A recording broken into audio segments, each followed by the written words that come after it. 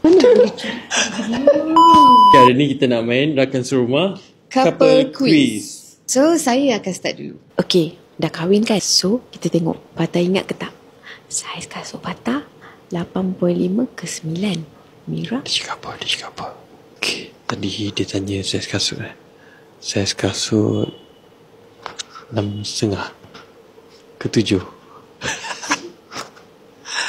Saya punya saiz kasut 9.5. Kadang-kadang 10.5. Minuman kegemaran. Saya suka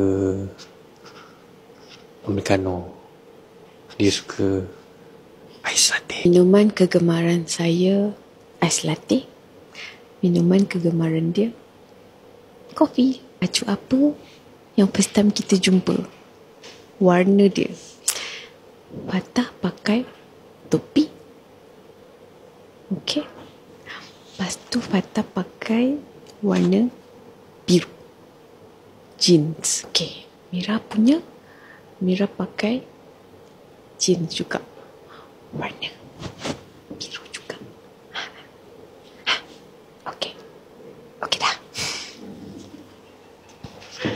Mana boleh curi? Baju first time jumpa. Warna baju first time jumpa. First time jumpa ya. Konsert lah.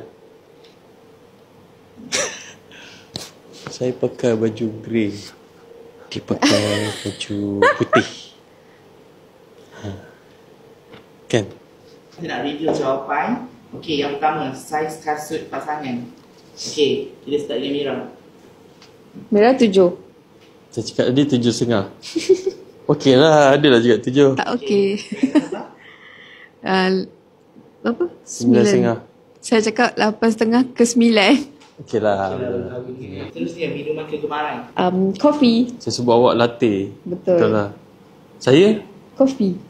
Americano, betul lah. Okey, seterusnya, warna baju first time jumpa. Saya pakai grey tadi saya jawab. Lah, kau tengok grey kan? Oh, pakai grey ke? Kan putih ke? Luar jeans. Dalam putih. Luar jeans ke grey? Biru. Kan? Seluar. Ha? Luar grey. Kan? Luar tak ingat.